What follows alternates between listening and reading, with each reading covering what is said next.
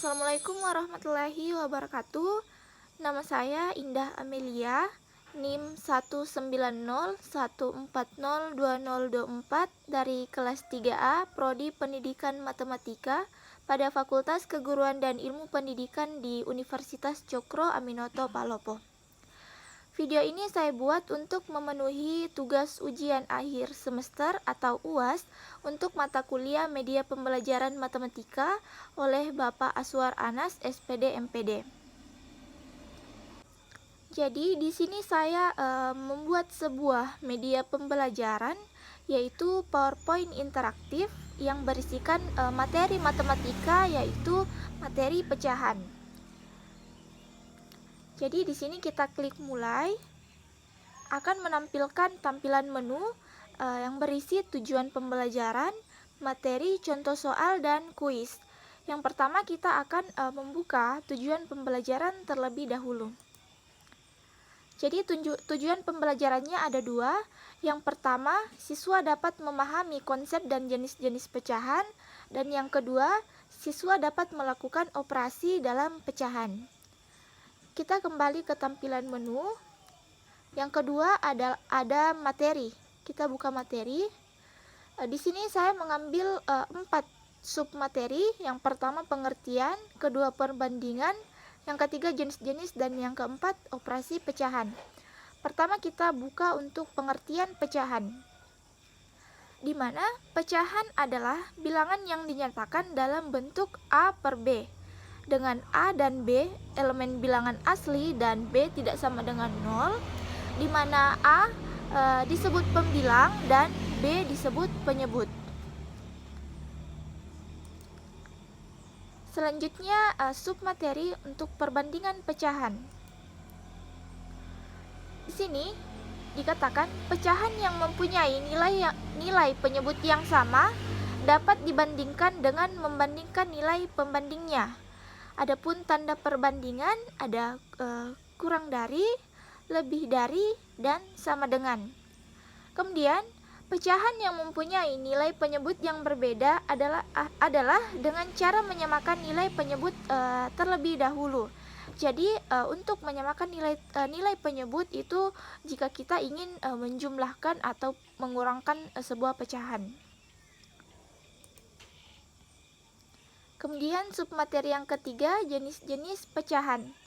Jadi di sini terdapat 4 jenis-jenis pecahan. Yang pertama pecahan murni, kemudian pecahan tak murni, pecahan desimal, dan pecahan persen.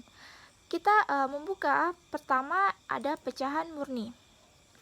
Jadi pecahan murni itu di mana merupakan pecahan yang nilai pembilangnya lebih kecil dari nilai penyebutnya. Pecahan murni ini masuk ke dalam salah satu jenis pecahan biasa. Jadi nilai A per B dengan A kurang dari B. Contohnya 2/3, 4/7, 1/5, 3/18, dan yang lainnya. Jadi di sini ada 2/3 di mana ini adalah nilai A dan ini adalah 3 adalah nilai B. Kemudian kita kembali. Di sini yang kedua ada pecahan tak murni. Jadi pecahan tak murni itu bisa juga disebut dengan pecahan campuran.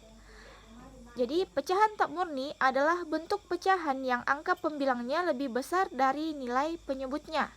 Pecahan tak murni dapat diubah menjadi pecahan campuran yang terdiri atas bilangan bulat, pembilang, dan penyebut. Jadi contohnya ada 19/5, jika diubah dalam bentuk pecahan campuran maka menjadi 3/4/5. Jadi di sini ada cara bagaimana mengubah dari pecahan campuran ke pecahan biasa. Jadi misalkan ada A, B per C, jadi untuk mengubah ke pecahan biasa maka A dikali C ditambah B per C. Contohnya 3/8 sama dengan 8 dikali 3 ditambah 3/5, hasilnya adalah 27/8. Jika 27/8 ini diubah menjadi pecahan campuran, maka kembali ke 3/8. Kemudian ada jenis pecahan desimal. Pecahan desimal adalah sebuah bilangan yang ditandai dengan tanda koma. Dalam pengerjaannya, pecahan desimal bisa didapatkan dari hasil pembagian pembilang dan penyebut suatu bilangan pecahan. Misalnya 11/2, langsung saja kita bagi, jadi 11 dibagi 2, maka hasilnya adalah 5,5. Maka 5,5 ini disebut dengan pecahan desimal. Selain itu, terdapat aturan yang harus dipahami, yaitu di mana angka lebih besar atau sama dengan 5 dibulatkan ke atas. Misalkan ini terdapat 3 contoh. Yang pertama 0,58 dibulatkan menjadi 0,6 atau 6/10. Kemudian yang kedua 0,876 dibulatkan menjadi 0,88. Jadi cara untuk membaca angka di belakang koma, jadi misalkan 0,876 tidak dibaca 0,876. Jika dibaca seperti itu berarti salah. Kita kembali. Yang terakhir ada jenis pecahan persen. Jadi pecahan persen merupakan pecahan dengan bilangan penyebut 100 yang disimbolkan dengan persen. Jadi persen itu biasanya disebut dengan per 100. Contohnya 2/100 itu sama dengan 2%. 50% itu sama dengan 50/100. Jadi di sini kita sudah membahas dari keempat jenis-jenis pecahan. Kemudian kita kembali mengklik tombol ini. Ya, jadi kita sudah membahas 3 dari submateri. Yang terakhir ada operasi pecahan. Ya, seperti yang kita ketahui, operasi pecahan pada umumnya itu ada 4, yaitu penjumlahan, pengurangan, perkalian, dan pembagian. Jadi di sini saya akan menampilkan bagaimana operasi pecahan. Yang pertama ada penjumlahan. Untuk penjumlahan di mana A per B ditambah C per D itu sama dengan A kali D ditambah B dikali C per BD. Dengan catatan jika nilai penyebut sama, maka pembilang tinggal langsung dijumlahkan.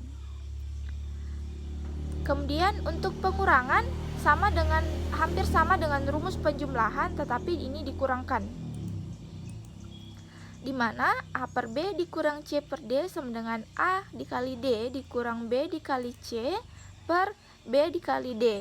Dengan catatan jika nilai penyebut sama, maka pembilang langsung dikurangkan. Kemudian yang ketiga, perkalian. Di mana A dikali B, A per B maksud saya, dikali C per D sama dengan A dikali C per B dikali D. Jadi jika perkalian, nilai dari pecahan langsung saja dikalikan. Dengan catatan pembilang dikali pembilang dan penyebut dikali penyebut. Kemudian yang terakhir ada pembagian. Kita lihat pembagian. A per B dibagi C per D sama dengan A dikali D per B dikali C. Dengan catatan, jadikan perkalian terlebih dahulu dengan memindahkan posisi pembilang menjadi penyebut. Jadi maksudnya ini langsung dikali silang. Jadi jika ingin membagi sebuah pecahan, maka diubah menjadi perkalian. Jadi di sini kita sudah membahas dari 4 submateri yang ada. Kita kembali ke halaman menu. Di sini ada contoh soal. Kita masuk ke dalam contoh soal. Di sini ada 4 dari contoh soal. Ada contoh soal untuk penjumlahan, pengurangan, perkalian, dan pembagian. Jadi bisa dilihat sendiri. Teman-teman bisa mencari contoh lain dari referensi yang lain, misalkan di internet, di buku, ataupun untuk bacaan yang lainnya. Kita kembali ke tampilan menu. Yang terakhir ada kuis. Kita masuk ke kuis. Yang pertama, hasil dari 8/40 dikali 12 sama dengan, ini ada terdapat 4 pilihan jawaban. Ada A, B, C, dan D. Jika kita mengklik jawaban ini, maka akan menampilkan sebuah ekspresi atau emoticon. Jika kita memilih jawaban yang benar, maka akan muncul emoticon seperti ini. Akan menampilkan emoticon senyum. Jika kita memilih jawaban yang salah, maka akan muncul emoticon sedih. Begitupun C dan D. Seperti yang kita ketahui, jika sebuah soal pilihan ganda, maka jawabannya itu hanya ada satu jawaban di antara 4 pilihan jawaban. Kita menuju ke kuis soal nomor 2. Di sini Bu Indah membeli beberapa buah-buahan, yaitu apel 2/3 kg, jeruk 4/5 kg, anggur 1/4 kg, dan mangga 9/6 kg.